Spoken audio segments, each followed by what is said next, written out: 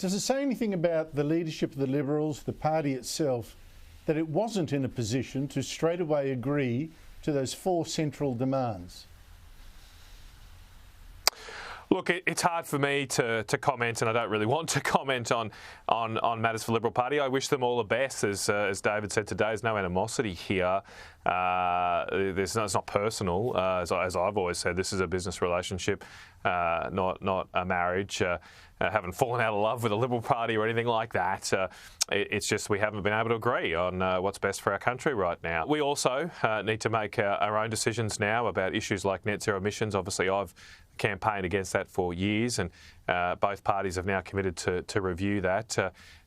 This is perhaps also a positive there that we can, in the Nationals Party, have that debate squarely and laser-like focused on what is best for Australia. Obviously, we prioritise the interests of regional Australia.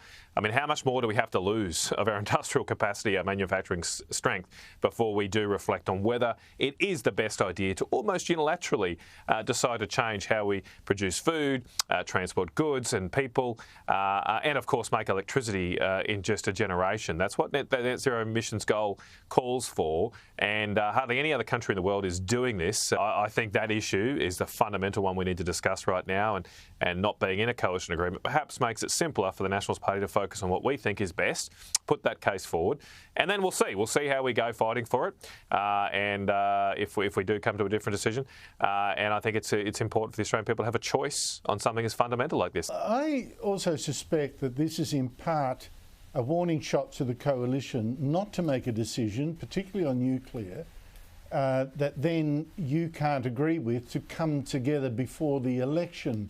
Is that how you see it? And do you expect now the Liberals to finally eventually agree to your demands and join again in a coalition with the Nationals before the election? Look, it's a good point, Andrew. I think that decision will probably be out of the hands of the parliamentarians and up to the people. I think what's going to happen now is we'll see how our members of both political parties, how the people react to this situation. So far, at least, there's been a groundswell of support for our decision. My office has been inundated with calls from members of both the Liberal and Nationals Party supporting what we're doing, supporting the strong policy stances we are taking. And so I think it's over the people. It's over your viewers. If you support the Nationals Party, support us continuing nuclear, support us opening a question up about net zero emissions, we'll get on to your local members of parliament, be they National or Liberal Party members. That pressure will probably have an influence over time. It has in before when we've had decisions before us like the carbon tax and what have you. That pressure, if that builds and if we're successful at prosecuting our arguments for why we believe what the Nationals are doing, fighting for our country, fighting for our future, if that wins in the court of public opinion, that will flow back into a democratic process, into the positions of all political parties. So I think it's up to us to put that case strongly and marshal that support around the country to get the change we want in our own party, in other political parties, ultimately the Parliament, and ultimately to win elections as well. Matt Canavan, thank you so much for your time.